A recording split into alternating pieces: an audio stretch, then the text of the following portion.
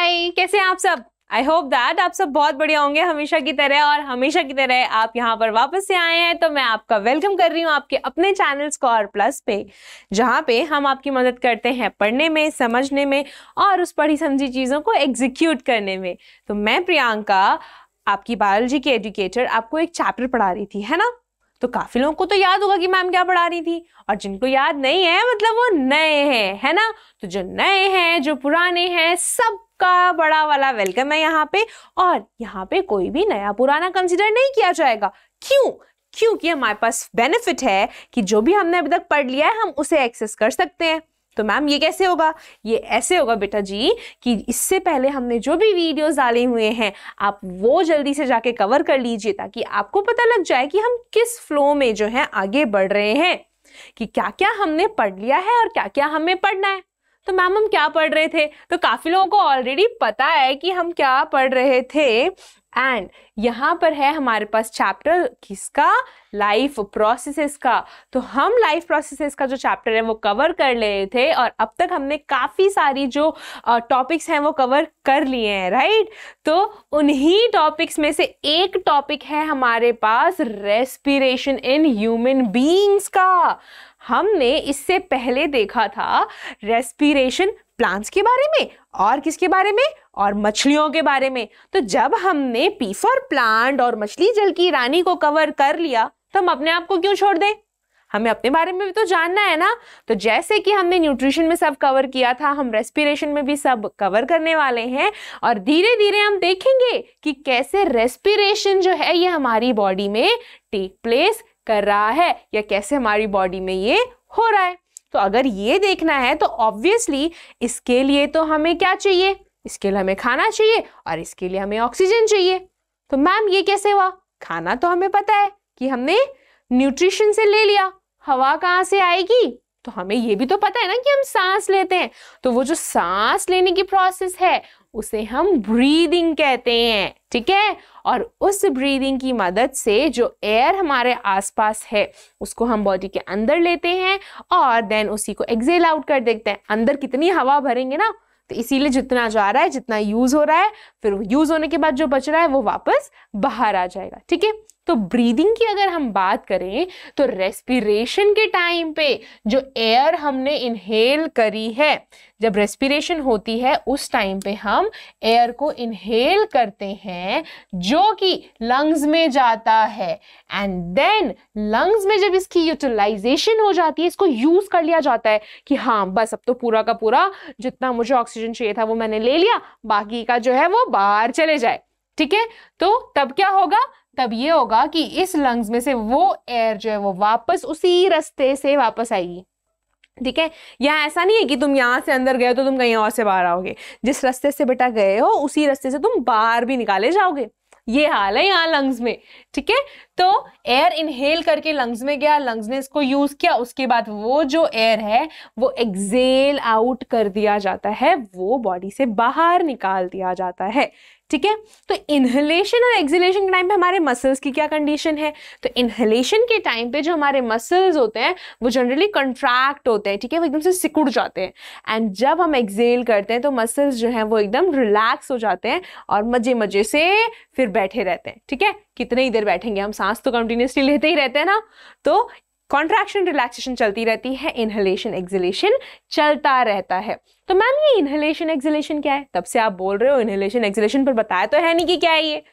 तो बेटा जब हम ब्रीदिंग की बात करते हैं, ब्रीदिंग में दो प्रोसेसेस जो हैं इन्वॉल्व्ड हैं, that is exhalation and inhalation. अब देखो नाम का तो मैम हमें पता लग जाएगा कि कौन इन आ रहा है कौन बाहर जा रहा है ना? तो इनहेलेशन में क्या है हमारे पास? इन का मतलब होता है अंदर। तो मैम हम बहुत स्मार्ट हैं, हमें पता लग जाएगा कि जो एयर है, एयर जो है वो बॉडी के अंदर आएगी। सो यहाँ पे हम लिख सकते हैं that air is taken in the body. और बॉडी का कौन सा पार्ट? बॉडी में जो लंग्स है हमारे पास, जो फेफड़े होते हैं, वहां पर ये जो अपना इनहेलेशन से एयर आई है वो पहुंच जाएगी। अब यहाँ एक सवाल जो है ना वो आपको बहुत या तो आपके दिमाग में ही आ रहा होगा, या फिर मैं सवाल बता देती हूँ उसका जवाब देना वो हो जाता है कि क्या हम सिर्फ और सिर्फ ऑक्सीजन इनहेल करते हैं? कि क्या जब हम इनहेल कर रहे हैं हमारे नाक को पता है कि ऑक्सीजन है वो? नहीं, राइट? तो जब हम एयर ले रहे हैं बेटा तो हम मिक्सचर ऑफ गैसेस लेते हैं, मतलब कि उस एयर में ऑक्सीजन तो होगा, इसके अलावा नाइट्रोजन भी होगा, क्योंकि एयर तो मिक्सचर ऑफ गैसेस है, राइट? वहां पे सबसे ज्यादा नाइट्रोजन है 78%। देन हमारे पास ऑक्सीजन की बारी आती है। ऑक्सीजन के अलावा हमारे एयर में कार्बन डाइऑक्साइड भी होते हैं। तो इनहेलेशन जब हम कर रहे हैं, जब ब्रीदिंग की प्रोसेस हो रही है, ऐसा कुछ नहीं है कि हम सिर्फ और सिर्फ ऑक्सीजन ले रहे हैं और हम सिर्फ और सिर्फ कार्बन डाइऑक्साइड जो है वो निकाल रहे हैं, ठीक है? तो हम यहाँ पे मिक्सचर ऑफ गैसेस लेते हैं और ये मिक्सचर जाता है लंग्स में, और लंग्स के पास जो है वो डिटेक्टर्स प्रेजेंट है, ठीक है? क्या डिटेक्टर्स हैं वो? लंग्स में एग्जैक्टली वो नहीं है, लंग्स के आसपास कैपिलरीज में ब्लड प्रेजेंट होता है, ठीक है? तो ब्लड में कुछ ऐसा है जिसे ऑक्सीजन से प्यार है, तो वो ऑक्सीजन को अपने पास ले लेता है और जो बचा हुआ हमारा गैस है, जो एयर है, वो बाहर निकल जाता है सेम रास्ते से। तो वो जो एयर अब बाहर निकल रही है ना, उसका ही नाम है एक्सहेलेशन। देखो वापस, एक्स से हम क्या याद रखने वाले थे? एग्जिट। एग्जिट का क्या मतलब होता है हिंदी में? बाहर। तो भैया जो भी हवा अंदर थी वो बाहर भी तो जाएगी। तो वो जो ब्रीदिंग के टाइम पे हमने एयर बाहर निकाली, उसके लिए प्रोसेस है एक्सहेलेशन की। Now how can we define it? We can simply define it that the process by which the air is being released out from the body is called as exhalation. Simple. मतलब पता लग जाए तो definition तो हम खुद भी बना सकते हैं, राइट? अब यहाँ पे देखो, जब पूछा जाए कि भाई क्या क्या एक्सेल आउट किया जा रहा है, तो अगेन मिक्सचर ऑफ एयर आया था, मिक्सचर ऑफ एयर ही जाएगा।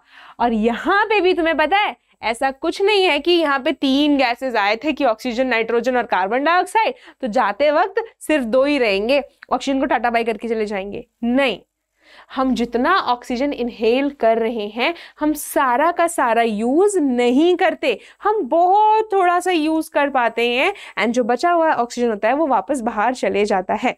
ये बताऊंगी मैं कि क्यों ऐसा हो रहा है कि हम बहुत कम ऑक्सीजन यूज कर रहे हैं और बहुत सारा वापस से रिलीज कर रहे हैं, जब हम डिटेल में स्टार्ट करेंगे अपना लंग्स कैसे ऑक्सीजन को यूज करता है उस चीज को, मतलब कि गैसियस एक्सचेंज को, ठीक है? तो देखो ये रही अपनी इनहेलेशन एक्सहेलेशन। इनहेल में जनरली हमारा पर्पस होता है ऑक्सीजन इनटेक करने का, लेकिन सिर्फ और सिर्फ ऑक्सीजन तो बाहर प्रेजेंट है नहीं ना, तो हम सारा का सारा एयर लेते हैं, एंड एक्सहेलेशन के टाइम पे हम कार्बन डाइऑक्साइड जो है वो ज्यादा मात्रा में रिलीज करते हैं, ठीक है जी? तो ये हो गया इनहेलेशन एंड एक्सहेलेशन। अब जो सवाल आता है वो ये है कि मैम, जब हम कहते हैं ना कि मैंने सांस ली, अब मैंने सांस ली ये बोल के मैं क्या बताना चाह रहा हूं? मैं क्या बताना चाह रहा हूं? वो जो आपने सांस लिया बेटा, क्या वो सिर्फ इनहेलेशन है या फिर सिर्फ वो एक्सहेलेशन है? यहां पे यही बात तो ध्यान रखने वाली है कि जो हम सांस ले रहे हैं, जो हमारी एक ब्रेथ है, वो ब्रेथ इनहेलेशन और एक्सहेलेशन दोनों को मिला के बनती है। मतलब कि ये जो था ना, ये एक सांस है, सांस लेना और सांस छोड़ना, मतलब कि 1 ब्रेथ। तो हम कैसे डिफाइन करेंगे? That is breath includes 1 inhalation and 1 exhalation as a whole. और हमने 1 मिनट में कितनी बार सांस लिया वो कहलाता है ब्रीदिंग रेट, ठीक है? और एक नॉर्मल पर्सन के लिए जो ब्रीदिंग रेट है 1 मिनट में, वो 15 से 18 हो सकता है, ठीक है? किस में? नंबर में। मतलब कि हम एक बार में नॉर्मल 15 से 18 बार सांस लेते हैं in normal condition. In normal condition जैसे कि अभी आप भाग दौड़ नहीं रहे, आप आराम से बैठे हुए हैं, राइट? मैं भी आराम से यहाँ पर हूँ, तो हम जो सांस ले रहे हैं ना, ये नॉर्मल वाला है। अब यहीं भाग के आ जाएं तो क्या आप ऐसी सांस लेते रहेंगे? नहीं, राइट? आपकी जो सांस लेने की जो स्पीड है वो बढ़ जाएगी, जल्दी जल्दी जल्दी जल्दी लेने लग जाएंगे आप सांस, राइट? तो जब हम एक्टिविटी करते हैं तो उस टाइम पे हमारी ब्रीदिंग रेट जो है वो नॉर्मल से ज्यादा हो जाती है, ठीक है। और देयर आर सर्टेन कंडीशंस जहाँ पे हमारी ब्रीदिंग रेट नॉर्मल से कम भी हो सकती है।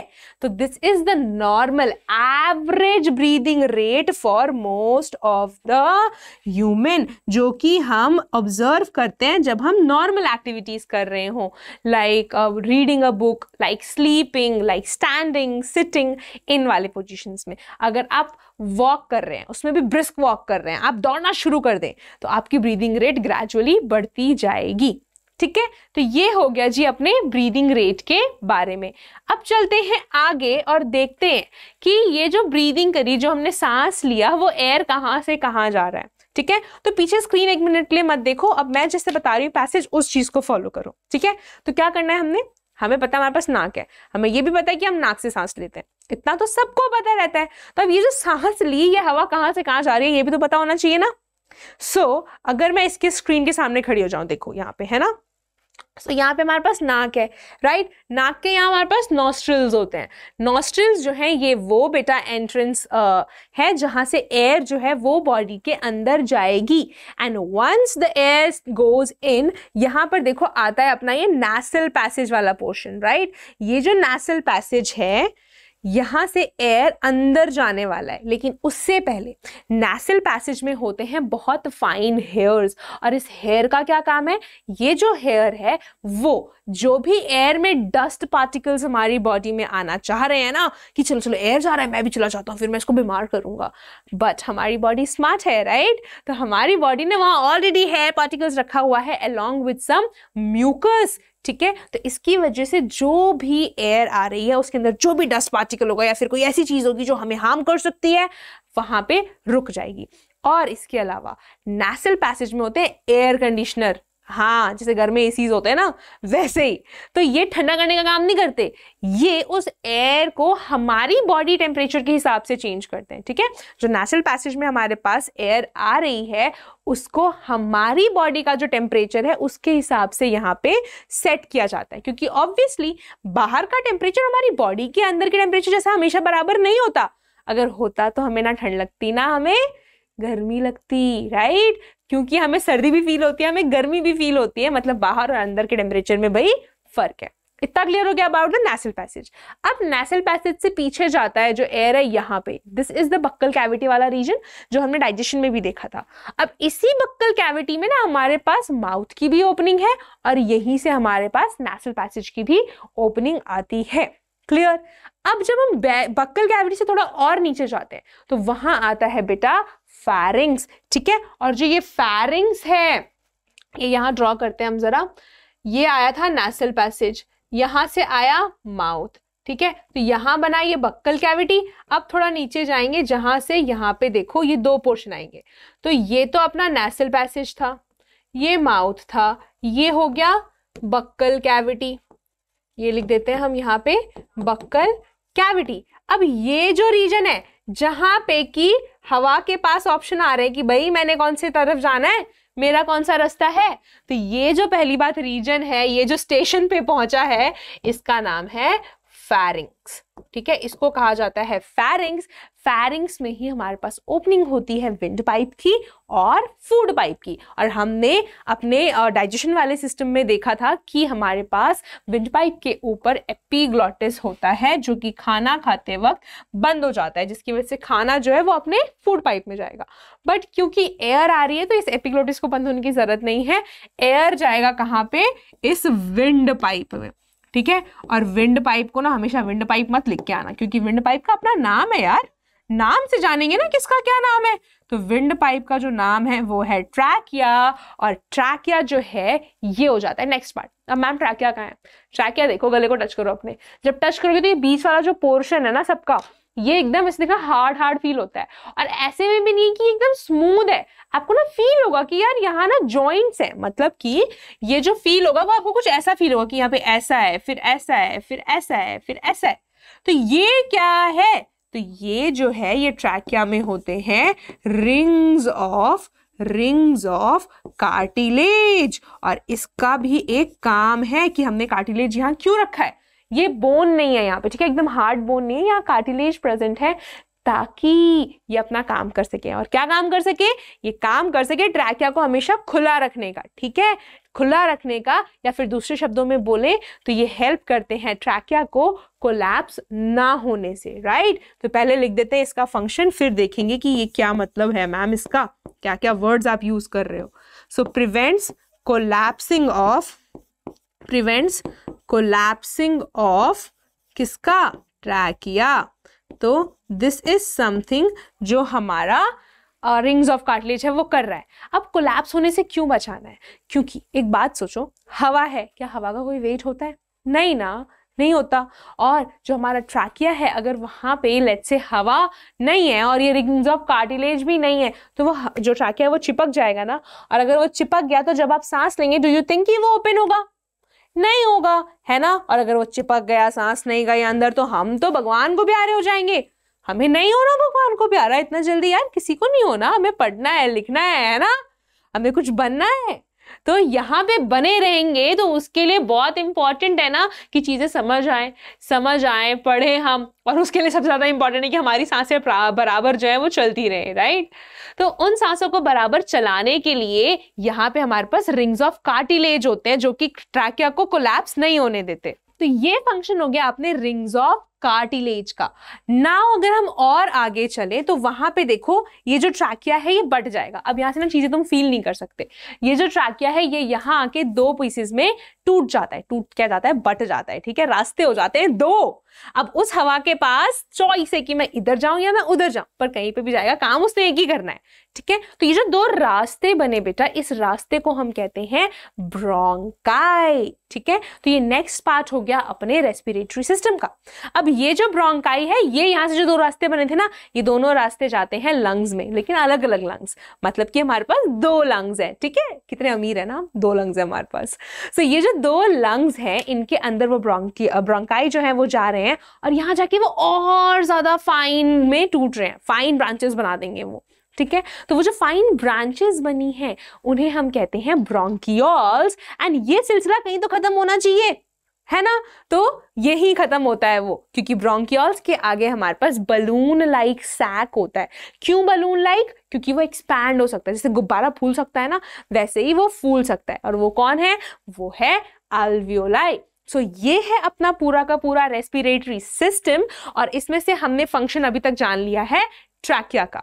अब अगर हम बात करते हैं ब्रोंकाई का, तो ऑब्वियसली ब्रोंकाई की वजह से जो लंग्स में है एंट्री मिलती है, और ये ब्रोंकाइज डिवाइड होकर ब्रांचेस लाइक स्ट्रक्चर बनाते हैं ब्रोंकियोल्स, जिसकी वजह से हमारे पास काफी ज्यादा एल्वियोलाई आ सकते हैं। जितने ज्यादा ब्रोंकियोल्स होंगे वहीं पे तो एल्वियोलाई प्रेजेंट होंगे ना, और जितना ज्यादा एल्वियोलाई, ठीक है, उतना ज्यादा गैसियस एक्सचेंज, क्योंकि जो एल्वियोलाई है, एल्वियोलाई का जो फंक्शन है वो है गैसियस एक्सचेंज का।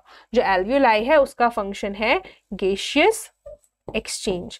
सो दिस इज समथिंग जो हम सबको पता होना चाहिए और हमें पता है। तो इसी के साथ अब चलते हैं आगे और देखते हैं कि हमारे पास जो बाकी की चीजें हैं रेस्पिरेशन में वो कैसे वर्क कर रही हैं। तो आगे जाते वक्त ऑब्वियसली जब एल्वियोलाई तक एयर जो है वो पहुंच गया है, तो वो एयर हमारी बॉडी को चाहिए, है ना।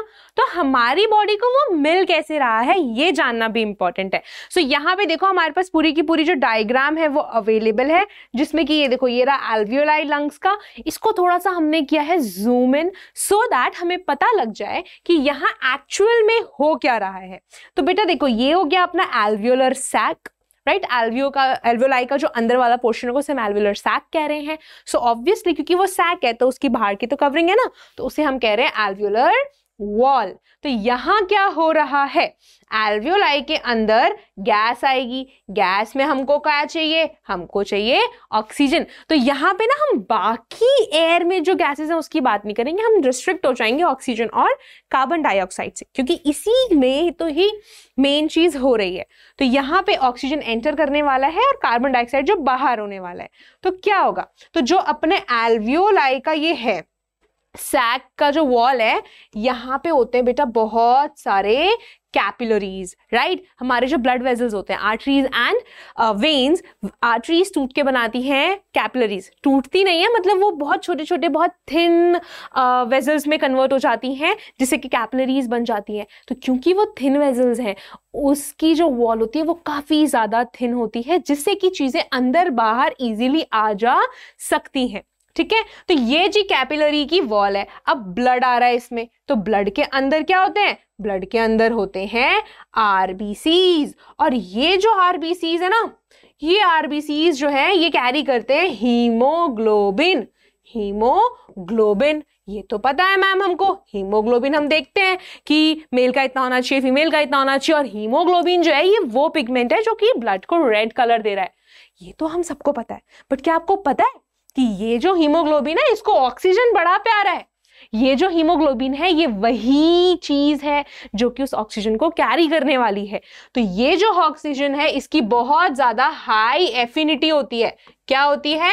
हाई एफिनिटी होती है, मतलब बहुत ज्यादा अट्रैक्शन होती है टुवर्ड्स ऑक्सीजन, टुवर्ड्स ऑक्सीजन। तो ये क्या करेगा भाई? अब क्या होगा कि जो भी ऑक्सीजन हमारे पास यहाँ अल्वियोलाई में प्रेजेंट है वो आ जाएगा कैपिलरी में और बाइंड हो जाएगा अपने आरबीसी के ऊपर, ठीक है। तो आरबीसी के ऊपर ये वाला जो ऑक्सीजन है ये बाइंड हो जाएगा एंड आरबीसी भैया इसको लेके चल देंगे।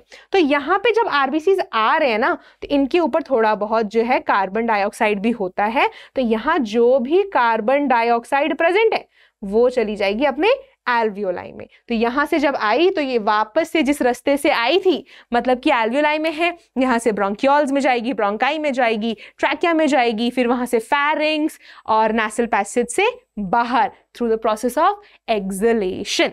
क्लियर? तो यहाँ पे जो एल्वियोलाई के अंदर ऑक्सीजन ब्लड में आ रहा है, ब्लड से कार्बन डाइऑक्साइड जा रहा है वापस एल्वियोलाई में, इस प्रोसेस को बेटा कहते हैं गैसियस एक्सचेंज। और इसी वजह से जो एल्वियोलाई हैं वो लंग्स के कहलाते हैं स्ट्रक्चरल एंड फंक्शनल यूनिट्स, क्योंकि ये जो है ये लंग्स के लिए बहुत ज्यादा मायने रखते हैं। मान लो कि सारे पार्ट्स हैं बट एल्वियोलाई ही नहीं है तो क्या फायदा, है ना? तो क्या फायदा? कोई फायदा नहीं होगा उस चीज का। तो इसीलिए ये काफी काफी काफी ज्यादा इंपॉर्टेंट हो जाते हैं। तो यहाँ पे ना देखो, हमने एक शॉर्टकट में तो ये देख लिया कि कौन कौन सी जो चीजें हैं वो क्या क्या कर रही हैं। एक चीज अगर मैं बताऊं इस वाले पर्टिकुलर डायग्राम में, वो है ये मस्कुलर स्ट्रक्चर। शॉर्टकट में तो हमने कुछ भी नहीं देखा है, वैसे हमने सब कुछ डिटेल में ही पढ़ा है। शॉर्टकट इन द सेंस कि जब हम रेस्पिरेटरी सिस्टम की बात करें तो जैसे हमने यहां से देखो सारी चीजें रिलेट करी थी ना, तो रिलेशन से ही हमें पता लग गया कि अच्छा ये चीजें हमारी बॉडी में है। तो अब आप डायग्राम इजीली बना सकते हैं, ठीक है। तो ये हो गया आपके लिए ट्रिक जो काइंड ऑफ शॉर्ट था, बट या आई होप दैट आपके लिए हेल्पफुल रहा होगा। तो ये स्ट्रक्चर बता रही थी बेटा मैं आपको, ये जो स्ट्रक्चर है ये लंग्स के जस्ट नीचे प्रेजेंट होता है और इसको हम कहते हैं डायाफ्राम, ठीक है। इसको हम कहते हैं डायफ्राम। और ये जो डायफ्राम है ये बेसिकली होता है एक मस्कुलर स्ट्रक्चर जो कि हेल्प करता है लंग्स की मूवमेंट में। लंग्स की मूवमेंट मैम ये क्या होता है? अब सो देखो, जब तुमने लिया एयर, मतलब कि तुमने इनहेल किया, तो लंग्स जो है वो स्वेल होंगे ना, क्योंकि ऑब्वियसली उन लंग्स में हवा भरने वाली है। तो जब लंग्स स्वेल होंगे तो उसको जगह ज्यादा और कम करने के लिए भी तो कोई चीज चाहिए। अब उसने जगह ऑक्यूपाई करी हुई है, लेकिन क्योंकि उसको फूलना है, कम होना है, तो उस चीज को गार्ड करने के लिए कोई होना चाहिए। तो लंग्स के जस्ट नीचे यहाँ पे बेटा प्रेजेंट होता है डायफ्राम, जो कि मस्कुलर स्ट्रक्चर है जो नीचे हो जाता है, नीचे की तरफ चला जाता है जब लंग्स में हवा भरती है। एंड एज सून एज जो हमारी एयर है वो लंग्स से वापस जाती है, तो लंग्स क्योंकि कंट्रैक्ट हो जाते हैं, श्रिंक हो जाते हैं शेप में हवा की कमी से, ये डायफ्राम वापस अपनी जगह पे आ जाता है। इसके अलावा क्योंकि हमारे पास लंग्स हैं जो कि काफी ज्यादा सॉफ्ट ऑर्गन है, राइट, वो बहुत ज्यादा प्रोन है बाकी किसी भी शॉक से। कोई शॉक लगा तो लंग्स को चोट लग सकती है। एंड इसके अलावा हमारे यहाँ चेस्ट कैविटी में हर्ट भी तो होता है। तो तो इनको चाहिए एक्स्ट्रा प्रोटेक्शन, है ना।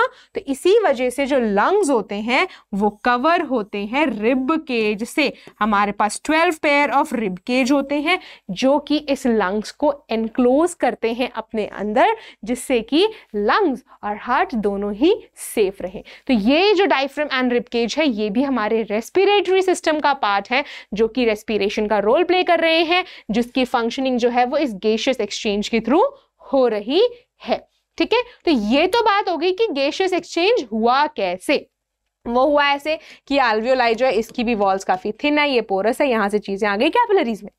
बट मैम एनर्जी कैसे बनी, ये भी तो सवाल है ना। तो यहां से देखो क्या हो रहा है कि ये जो कैपिलरी है, यहाँ पे वापस से डायग्राम बनाते हैं, ध्यान से समझेंगे। ये जो कैपिलरीज थी अपनी, इसके अंदर आरबीसी है जिसके ऊपर अपना जो ऑक्सीजन है वो बैठा हुआ है। ठीक है, ये आरबीसी है, आरबीसी में हीमोग्लोबिन है जो कि अपने ऊपर ऑक्सीजन लेके आ रहा है। अब ये जो ऑक्सीजन है ये जाता है अपने सेल में। सेल में कहाँ जाएगा, ये सेल में जाएगा माइटोकॉन्ड्रिया के पास। उससे पहले ये जो है ये जाएगा पहले इन साइटोप्लाज्म। ठीक है, ये जाएगा सेल के साइटोप्लाज्म में। अब साइटोप्लाज्म में क्या होगा, ये क्या था ऑक्सीजन, साइटोप्लाज्म में हमारे पास ऑलरेडी ग्लूकोज जो है वो प्रेजेंट है। अब ये जो ग्लूकोज है ये बाइंड करने वाला है ऑक्सीजन के साथ, right. So glucose plus oxygen. अब यहाँ क्या होगा, ये बेटा टूटेगा टू फॉर्म द पाइरुवेट। ये टूट के क्या बनाएगा, पाइरुवेट। तो ध्यान रखिएगा कि ये जो ग्लूकोज है ये 6 कार्बन मॉलिक्यूल है और ये जो पाइरुवेट है ये 3 कार्बन मॉलिक्यूल है। तो इतना होगा कहाँ पे, अपने साइटोप्लाज्म में। अब ये साइटोप्लाज्म में जो अपना पाइरुवेट बना है, ये पाइरुवेट जो है ये जाएगा जी माइटोकॉन्ड्रिया में। कहाँ जाएगा, ये जाएगा माइटोकॉन्ड्रिया में, जहां पे ये जो पाइरुवेट है ये पाइरुवेट टूटेगा क्या बनाने के लिए, बनाने के लिए जी कार्बन डाइऑक्साइड और वाटर और एनर्जी। तो ये बनाना तो चाहता है एनर्जी, लेकिन बन जाती है ये दो चीजें भी। और ये जो एनर्जी है यही है अपने सोर्स हर एक काम करने के लिए, ताकि हम सारा का सारा काम जो है हैप्पीली और फुल ऑन एनर्जी के साथ कर पाए। तो ये जो एनर्जी बनी, ये एनर्जी कैसे बनी, ये भी तो सवाल है ना कि मैम ये एनर्जी है क्या। तो ये एनर्जी हमें पता है ये किससे मिल रही है, एटीपी से। एटीपी से, एटीपी का फुल फॉर्म होता है एडिनोसाइन ट्राइफॉस्फेट। अब ध्यान रखना कि इससे एनर्जी कैसे बन रही है। ये जो एटीपी है ये टूटेगा, जितनी बार ये एटीपी टूटेगा उतनी बार जो है एनर्जी फॉर्म होगी।